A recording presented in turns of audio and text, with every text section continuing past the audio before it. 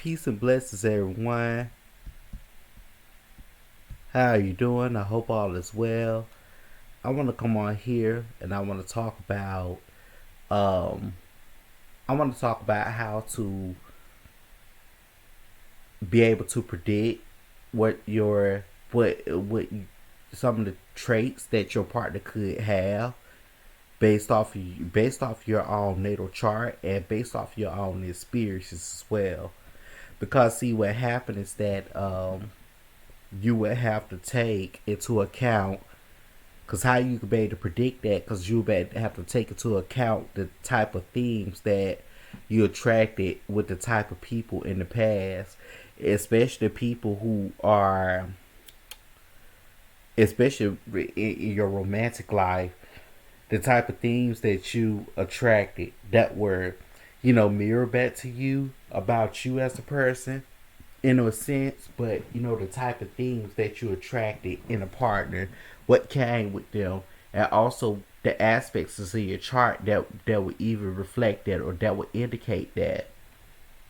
Like, let's say for example, if a person who has let's say if a person who has their Mars, let's say if that person have their Mars um on their ascendant and descendant, especially if it's making a harmonious aspect, like if it's conjoining, if it's trining, or if it's sextiling. It all depends on where it placed in. Like, let's say for example, like with me, I'm gonna use me as an example. Like, I have Mars and Leo, and see in the fifth, and see I have it trying to my ascendant. Because I'm Aries ascendant, I have it trying to my ascendant. So people who and of course Mars is my chart ruler. By my ascendant being in Aries, Mars is my chart ruler. So my chart ruler is in my fifth. And so, and of course the ruler of my fifth, the ruler of my fifth is in my sun, which is placed in my eighth house. So um people who I have attracted in the past, the type of people I attracted in the past were I always commonly attracted people. One of the things I commonly attracted with them were they were high maintenance. I tend to attract high maintenance people without, without intention. Unintentionally, I tend to attract them. And I used to always be like, well, damn, why in the hell am I attracting these high maintenance type people? I mean, cause see, they cared about their, cause high maintenance goes in different ways, like whether it's looks, moral standards, or whatever it is. I always tend to attract them high maintenance type people. And normally, to be honest, those will be kind of like those who can be a lot of times, to me, in my opinion, those can be kind of like a hard catch to get, based off of other people's experiences, as them trying to pursue a person who is high maintenance in terms of the looks or whatever. They can be kind of a hard catch. So it's like they're the type that the high maintenance people. You have some of them. They could be the type that, I'm not saying this is the case with all of them, but it's in cases you got them. They're the type they can tend to look over people and ignore people that try to get at them. But they will set up there. They will go after a person who is not coming after them, if you get what I'm saying, in a sense, who is not intentionally attracting them or trying to attract them.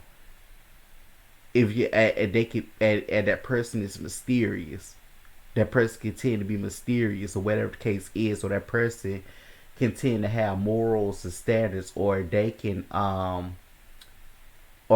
tend to stand out from other people that they pretty much dealt with, especially in their own social circle and stuff like that, that is unique in some way. I feel a lot of times that's what some of them go after. I'm not speaking for everybody, every person there, but I feel that's what the case is. So me, I always attracted those type of people. I was like, and I used to wonder why, and I seen why, because I have Mars and Leo try my ascendant. Mars and Leo does represent high maintenance type people. Care for your looks, it does represent high maintenance type people. Um, and it represents luxury things. And at Aries itself, in itself, it would kind of it could kind of put an emphasis on that because the Aries itself, or enhances that, because the Aries itself is about the looks. It's about the looks, about your physical appearance and physical body and stuff, or your physical being, or how people. It could be of how people perceive you.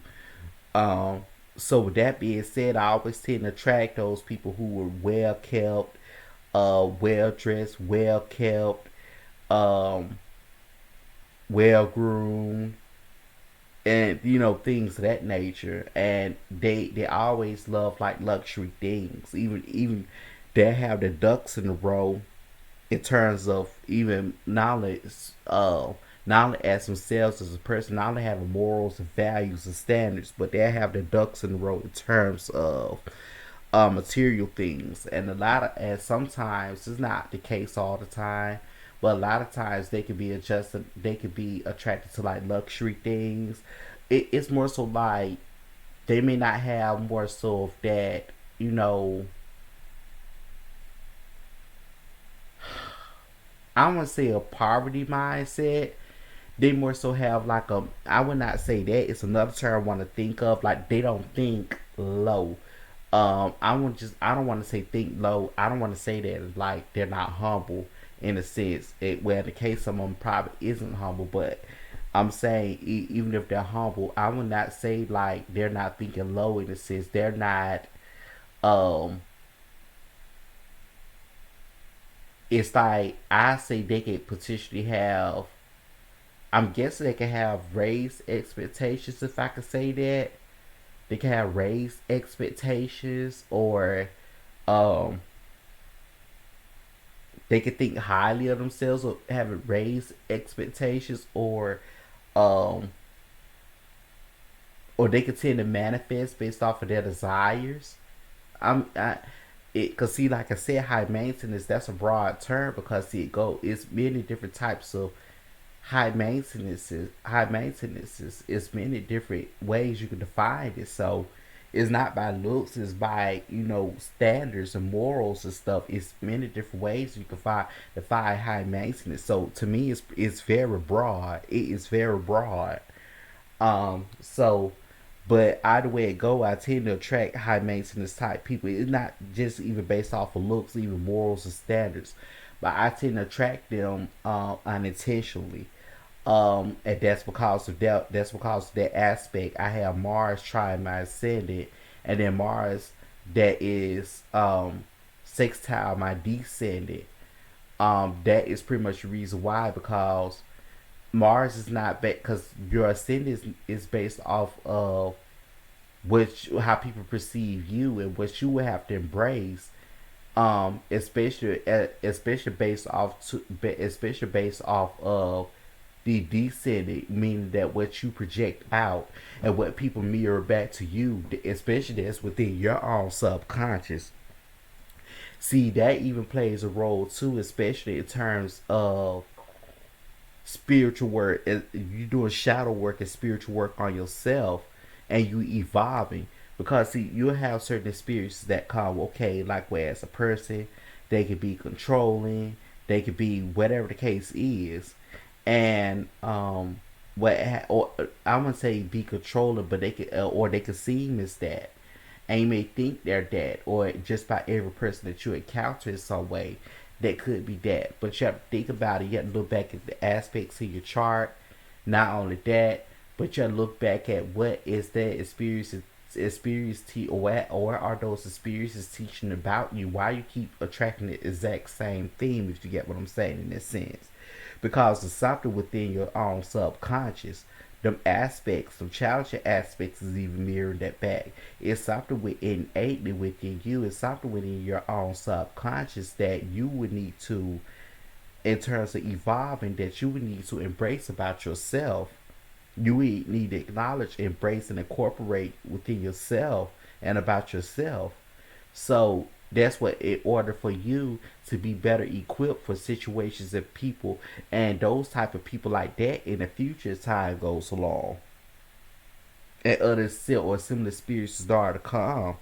I personally learned, I was doing some thinking back here a couple of weeks ago, and I was set up to say that I don't think those experiences completely just disappear. What I mean by that, when people say those experiences would disappear, meaning that, after you evolve, you won't encounter the same outcomes anymore. Like if it's painful or whatever, you will not encounter that same outcome anymore. You will not encounter the same outcomes anymore. You will be equipped enough, evolved enough, and equipped enough, and elevated enough to know how to deal with those type of experiences and those type of people as they come along in your life. Because see, those things not gonna, they're not gonna completely disappear, especially due to, what was in your own subconscious, and they're mirroring back about you. And not only that, but also the aspects is in your chart, especially with the aspects is in your chart. So I mean, so you have to take those into account. So so that's, you have to take those into account in order with, I mean, to predicting the partner. I mean, the partner. Don't get me wrong. Now, it's not gonna have, that partner is not gonna have everything that the aspects of your chart. They're gonna be unique in their own ways too. They're gonna be unique in their own ways as well. You know, but in the end of the day, they're gonna have some of those traits. They still gonna have some of those traits.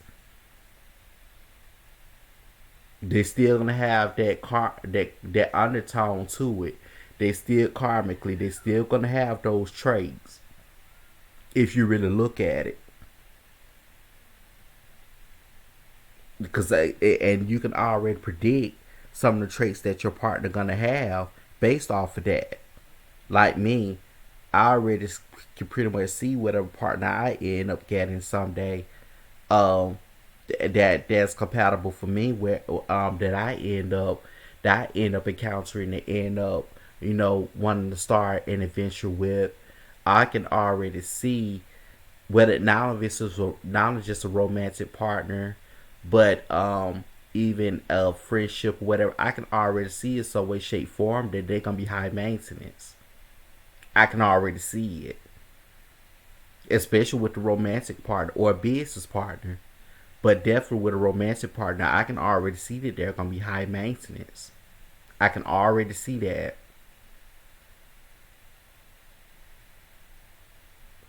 Because like I said, not only you have to take the places, the aspects to account, but you have to look at rulers and the ruler, where the rulers place. Then you have to look back. Then you have to look at your Then you have to look at the degrees of what those degrees. Because them degrees will tell the deeper story. They will go in depth and even tell you more what type of spirits or persons that you or people that you could attract with those degrees. Like with me, I got Saturn square Pluto in my chart. Um, I got Saturn in Pisces in 11. I got Saturn in Pisces in 11, and I have Pluto at the 28th degree. That 28 I have Pluto as Scorpio on this. I have Pluto as Scorpio on the 7th at the 28th degree.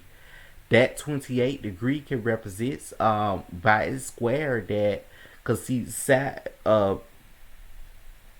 people who have Saturn in 11th can tend to be neglected a lot, find themselves neglected a lot or betrayed even by their social connections a lot.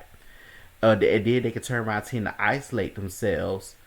But the lesson is that they don't need to isolate themselves for long, because the lesson that it teaches is that or people who have that placement is that they're not to just up and make any type of connections. They are to make connections that are beneficial, because the 11th house is the house of entitlements, benefits, and entitlements.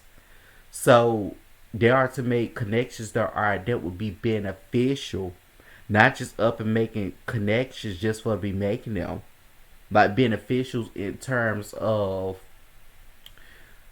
how can I put this? They have to make connections that are beneficial in terms of making a positive impact on their life, or that would be supporting them along their path and journey and things of that nature, or that would be supportive in terms of career, or that would be supportive in them or in their finances, or that would be supportive of them in terms of romance, friendships, and things of that nature. And even we even help them. Some of the connections even also will help them in terms of even with kind of spiritual things that will help them. People will help them evolve and embrace their true potential. That will won't be faking the funk. They will keep it real with them. I know I have a college friend. I know I have a college friend. She's a friend I met in college. And one thing I can say, we've been friends ever since college, because one thing about it, even though she's older than me, she's an Aquarius sun sign. Because one thing about it, she's always have kept it real with me. I will say she one of the people who have played a major role um in terms of my spiritual growth and expansion. She really has. She made an impact on me, and that's why I was saying, you know, those people. That's why I was saying, you would want connections for those. You want to make beneficial connections with that placement, not just up and making connections. Um, but by me having Pluto at that 28 degree in the seventh, um, by that seventh house is the house of open and hidden enemies. But yet at the same time, with that 28 degree, that 28 represents being careful, placing trust within people, um, of being careful who form connect by its square. That Pluto is being careful who we form connections with, and they have to be beneficial, because it's gonna teach about compromising. That's less is gonna teach, but compromising with those who will be very beneficial, not just compromising with those who be and forming connections with those who be very beneficial, not someone who is going to overlook you or whatever the case is. Because when you had it 28 there too, it would come up as connections that are unreliable. It would even show why those it would reflect that. It would shows why are those connections are unreliable. And by me having it at 5 degrees, Saturn at that 5 degree, if there's no growth, no expansion, if it won't allow me to express myself, if where people will understand me, there's no creativity. It won't allow me to express my creativity, or whatever the case is, and I'm not taking into consideration or anything of that nature, or that, like I said, there's no room for growth and expansion, or whatever the case is. I'm not gonna. There's no point in that connection. It's no point in it, because that's what five represents. I mean, it's no point in it, especially if it's not serving the purpose. It's no point in it, because the 11th house is also the house of hopes, wishes, and dreams and goals.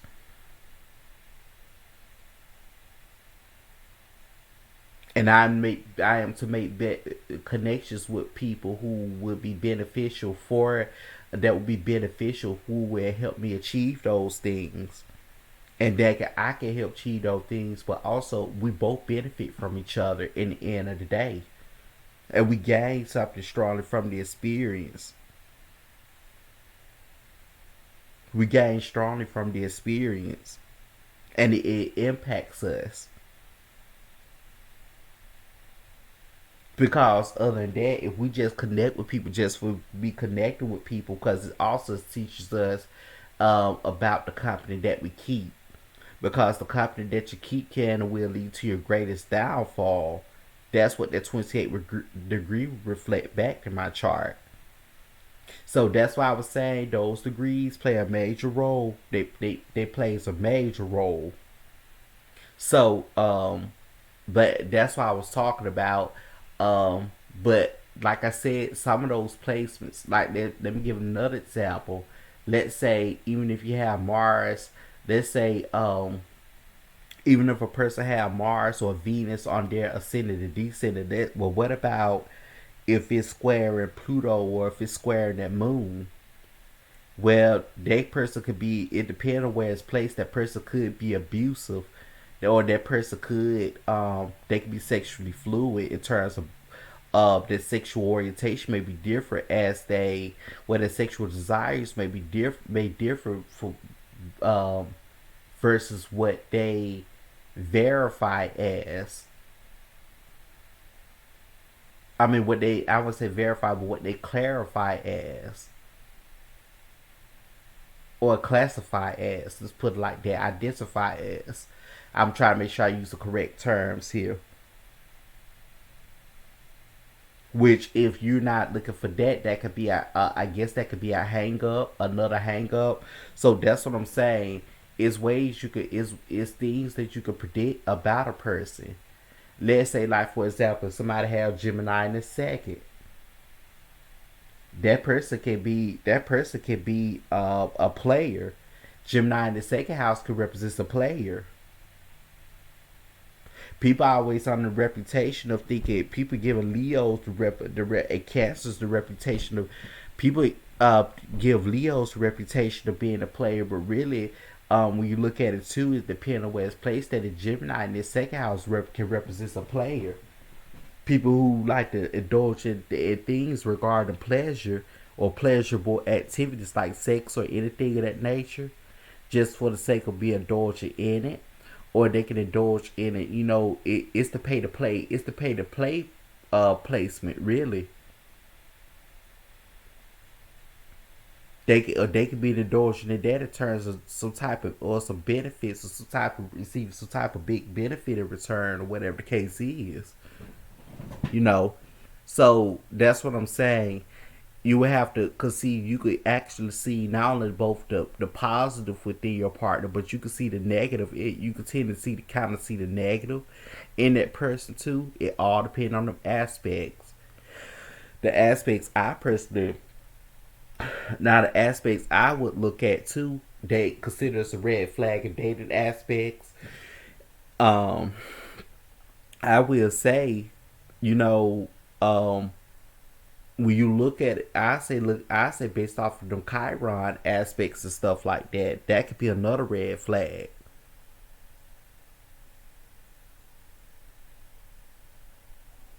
Especially with the squares and oppositions, they could be. It all depends. So so that's why I was saying you could tend with the chart itself. That's a little snippet what I was talking about. But with the chart itself, you can already tend to see, cause see by me also having Venus, it's opposed to my ascendant, but it is. But I also have Venus in a way. I think I'm correct. Is conjoining my descendant, and see that by where it's placed, that in itself, that was showing that my partner also, they can tend to be mysterious, or I can attract them type of partners that would tend to try to push my boundaries for me. They could tend to try to push my boundaries for me, or they could tend to shut down as I would try to get them to open up, things of that nature. Like I said, then again, it goes back to that 28 degree. not only more so being care. I mean, with Pluto, not only more so being because of the ruler and stuff. It's not only more so about being careful in terms of um because with the 28 degree, it taught me about being unattached to outcomes too.